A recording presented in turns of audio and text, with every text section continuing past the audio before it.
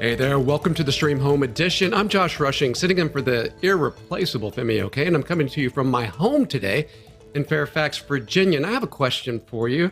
Well, first, let's talk about if you're watching this on YouTube. Look over here. See that box right there? That's actually a live YouTube chat. And we have a stream producer there now waiting for your comments and your questions. So they'll get them to me and I can get them to the panelists during the show. So I hope that you engage here and that you're actually a part of this with us and do it right there in that box, okay? Now, I have a question for you right off the top of the show. Who wants to live in a full-on police state with complete surveillance powers? Right now, for those of you who are on the fence, I'm going to show you a video on my computer here. Check this out. Let me start this at the beginning. This is what a police state looks like. These are scenes coming out of Portland, Oregon recently. Those are a crowd of American citizens exercising their constitutional right to gather and protest. You can see them being beaten with batons, charged at by police and police vehicles. I mean, if you're worried about an attack against America or Americans, the call's coming from inside the house. This is what it looks like. Let me take you to another video real quick. This one's gone viral recently. Can we pull up the van video? What are you doing? Use your words. What are you doing? Use your words. What are you doing? I haven't done anything wrong. Use your words. What's going on, sir? What is going on? We need to know. Who are you? Why are you taking NLG will get you out. What's your name? Tell us your name. What's your name? Okay, you're fine. We'll get you out. Bro, what? All right, We got you, friend. we got you. In any other country in the world, the media would be calling that disappearing a citizen. It's deadly serious, but at the same time, just watching police dressed up like they're Delta Force, but putting someone in a vehicle of choice for soccer moms makes you just realize how ridiculous they are. And of course, all this really is about silencing protests, right? So surveillance is a tool used by the powerful to, as one of our guests will say today, immunize governments from the forces of change. So don't look to those same governments to do something about it. In fact, here's what President Trump thinks about what's going on in Portland right now. We have more federal law enforcement, that I can tell you. In Portland, they've done a fantastic job. They've been there 3 days, and they really have done a fantastic job in a very short period of time. No problem. They grab them, a lot of people in jail. They're leaders. These are anarchists. These are not protesters. People say protesters. These people are anarchists. These are people that hate our country, and we're not going to let it go forward. And I'll tell you what, the governor and the mayor and the senators out there, they're afraid of these people. So do you want him knowing everything about you, where you're going, when you're going, who you're talking to, what you're planning? Well, then what can we do about it? We're joined by an exciting panel of guests today to talk about exactly that. And I'm going to ask them to introduce themselves. I'm going to begin with Silky in London. Hi, yes, I'm Silky Carlo. I'm the director of Big Brother Watch. We're a privacy and civil liberties organization. All right, thanks, Silky. I appreciate that. And Claire in Washington, D.C. Hi, I'm Claire Garvey. I'm a senior associate with the Center on Privacy and Technology based at Georgetown Law. We focus on the relationship between privacy and new technologies, particularly as they impact historically vulnerable communities.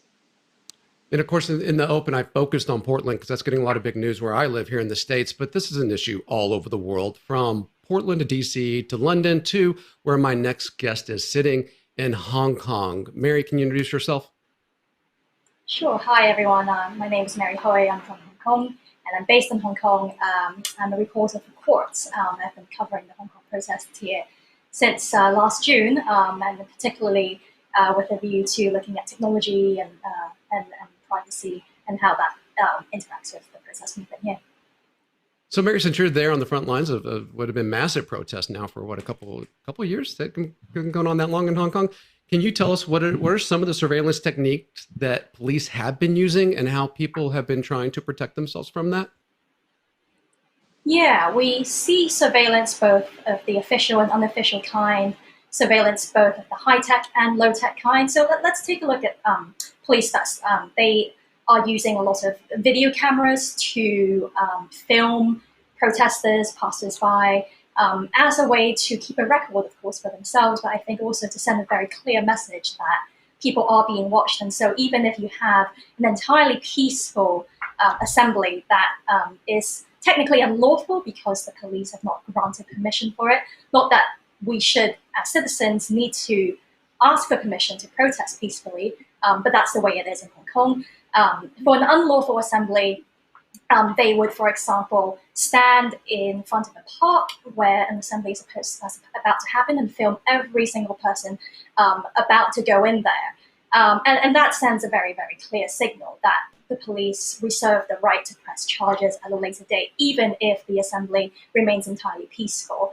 The police have also over the past year cracked into thousands of digital devices, phones that they've confiscated from people, protesters, activists, standers-by, that have been arrested. And in many cases, and this has been recorded and documented, as well as been questioned as practice in a judicial review, the police have actually used very vague warrants to search their own headquarters where the phones are conveniently located. And so that's one way they try to get access to a lot of information. And then finally, I think we also have a very low-tech kind of surveillance right now, especially in light of the national security law that was just enforced and enacted in Hong Kong earlier this month, that I think, and from conversations that I've had with quite a few people, is instigating this wave of snitching on each other, where people are reporting and calling out colleagues and co-workers and perhaps even family members, and saying, these people are suspected of violating the national security law. So that's another form of very low-tech but very effective surveillance. Claire, what have we seen in the U.S. with some of the massive Black Lives Matter protests that have happened? I know there have been drones and aircraft surveillance, and what are they doing here? We have heard about the use of drones. There's, of course, the use of cameras as well. Now, a lot of law enforcement agencies in the U.S. have equipped most of their officers with body cameras. The aspect about this that I'm particularly concerned about, but we have very little information about, is the use of face recognition as a tool to identify who is at these protests. We know that over half of all American adults are in face recognition databases that are accessible for search by law enforcement. And the question really becomes, are law enforcement agencies using the streams that they have from videos, from photographs, from even protest videos and photos posted to social media to try to identify the individuals at these protests? Here's why it's so concerning.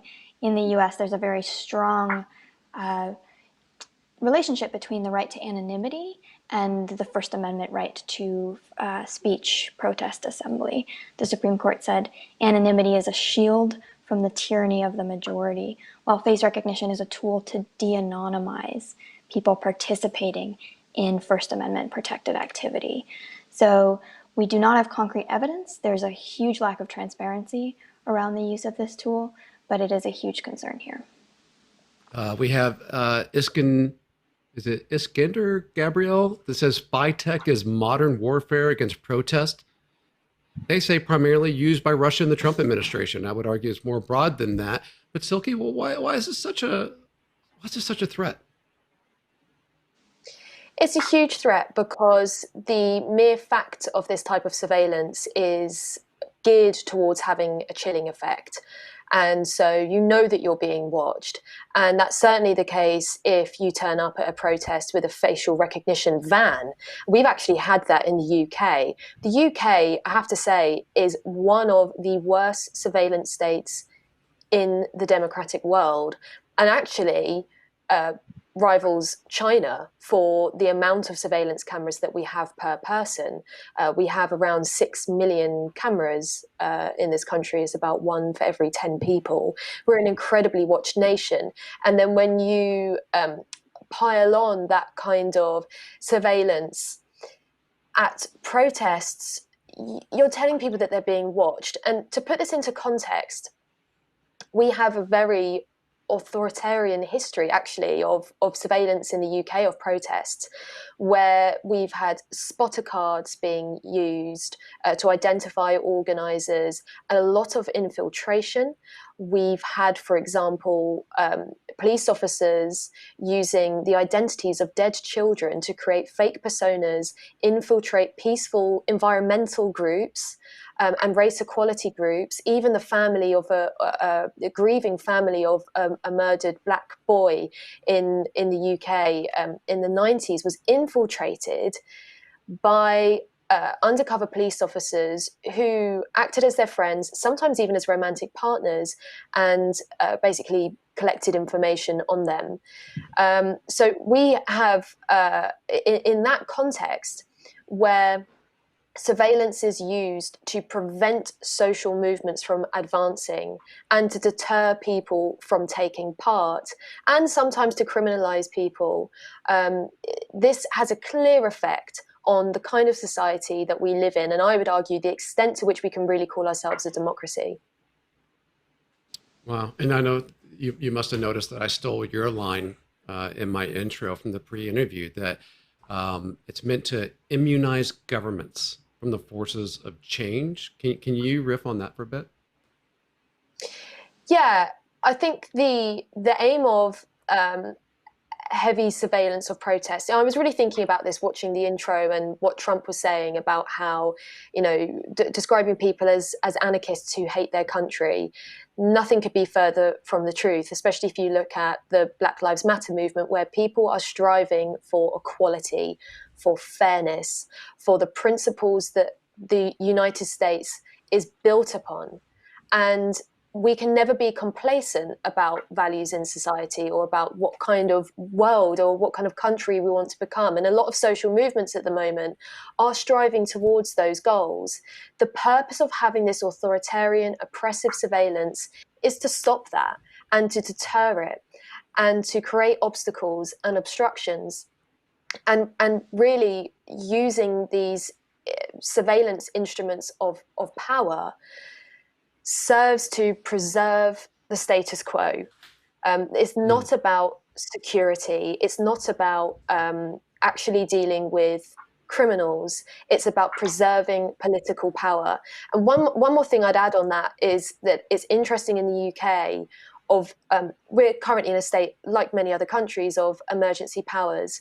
One main power remains in the UK because our lockdown is more or less lifted. It's a restriction on gatherings. And this is the time when Black Lives Matter is growing massively, environmental movement is growing massively here.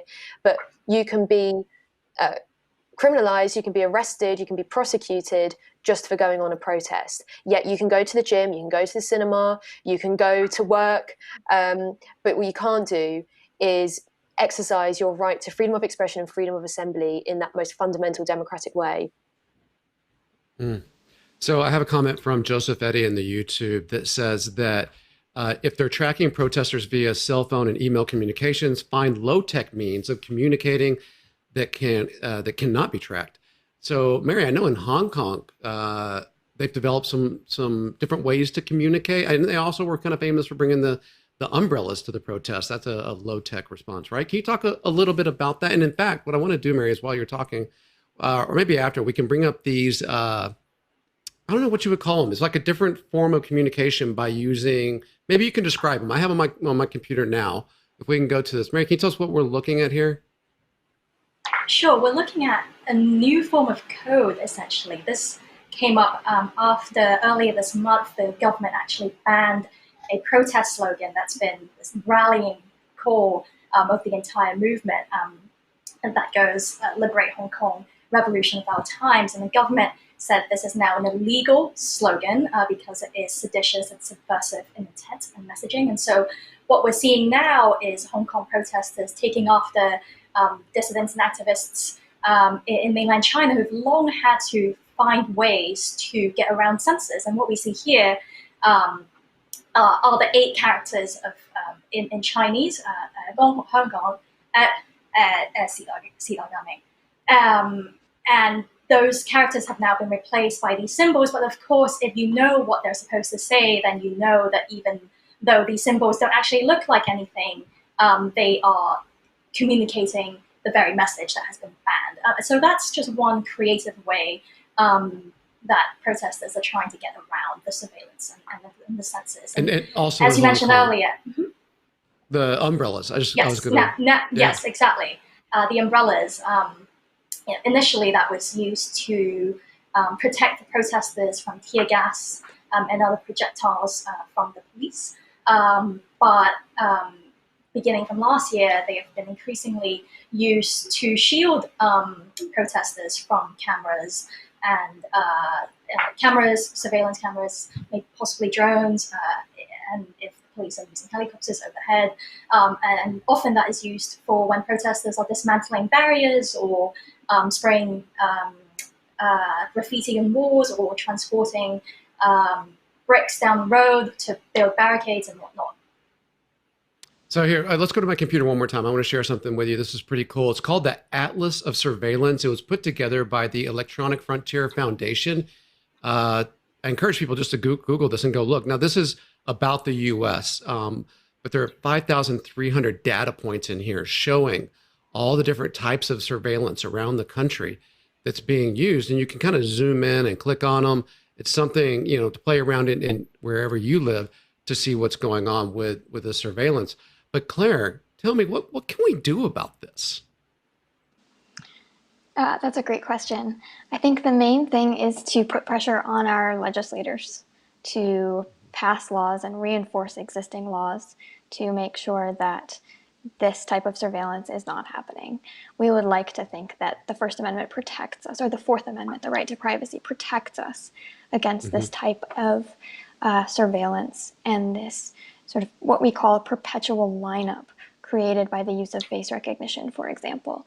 But the reality is these technologies have largely been deployed far in advance of any sort of legislation.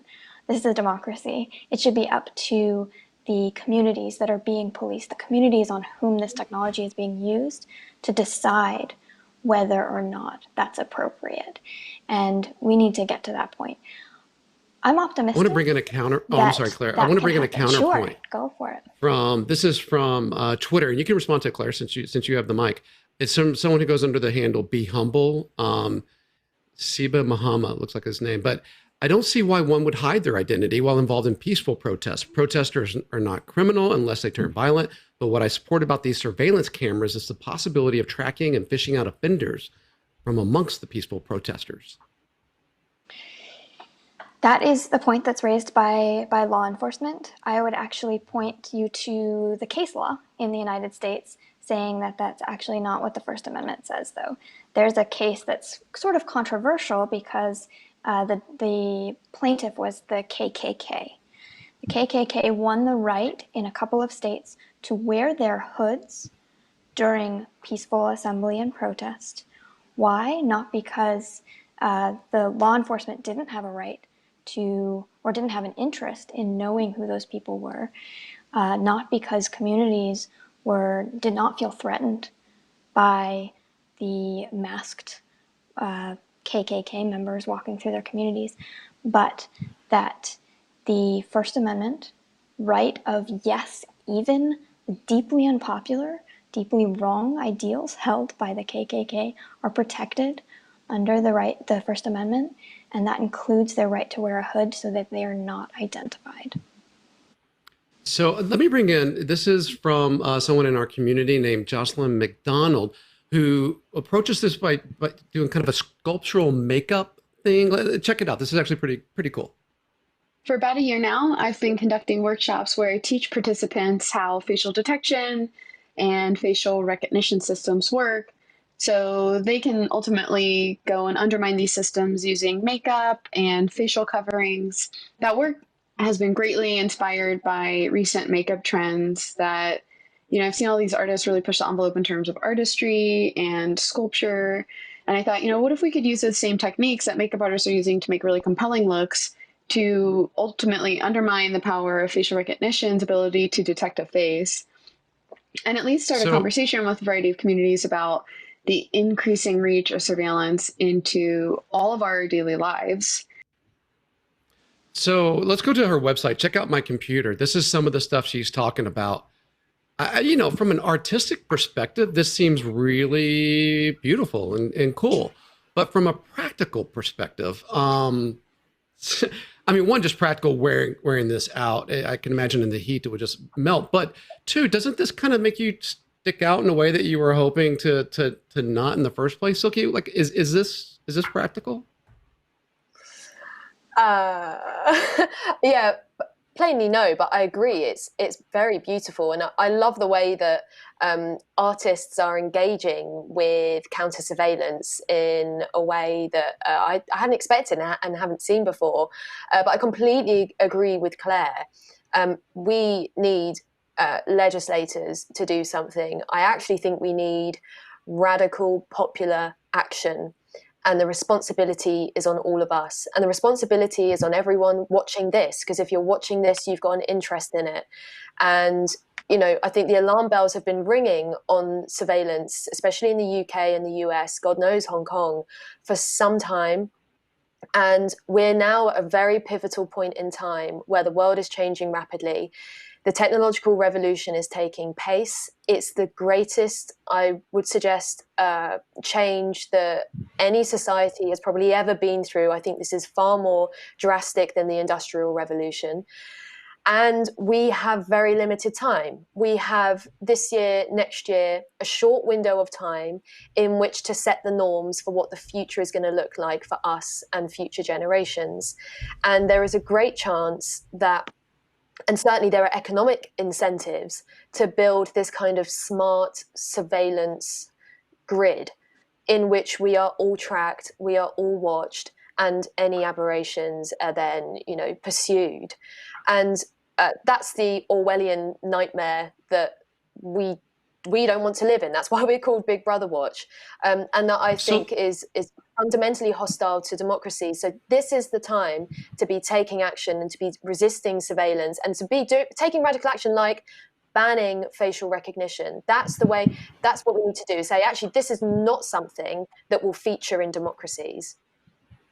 So the question becomes, though, that if you're going to take the legislative route, that sounds fine for UK and US. What do you do if you're in an authoritarian regime where you may not have that option open to you? And Mary, that's what you're seeing on the streets there, right? What are the options there? The options are increasingly limited, I'd say.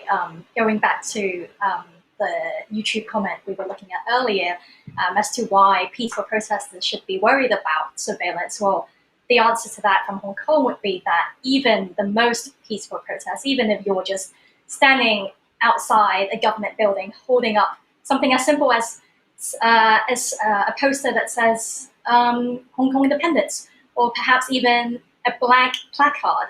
Protesters have started to do that too in protest against the banning of the slogan. That can actually get you charged under the national security law, thrown into jail for potentially many years, or even extradited to China. So I think that is a very worrying trend. And right now in Hong Kong, there is very little room to push back against that, given that the national security law has been enforced by diktat by Beijing. So I'm going to bring in another YouTube comment here. This is from Jayton Saharan. Hackers were a cause of worry for spying and theft. Now it looks like governments are also stepping up for spying. Do we need to worry about privacy? Will it be left after all this? Will privacy be left after all this? And I often think, like, if you want to know what's going on with technology, look at what they're doing in Silicon Valley and San Francisco. San Francisco actually banned the use of facial recognition technology. Amazon has put a pause on their facial recognition technology until they get clearer guidance from the government. The problem is when you have tech companies looking to the U.S. government for guidance, the U.S. government, at least the body that makes those laws, the Congress, is full of really very, very wealthy, mostly white old men who aren't particularly tech savvy. So I don't know how you chasm that, or how you get over that chasm. But somebody needs to realize what's happening. And I think voices like all of yours today help bring this conversation to the forefront, that the people really need to consider what this means for them and their society. For our guests, I want to thank you all for being here today. And for everyone watching, I hope you take this forward and wonder what you can do about it as well. Be well.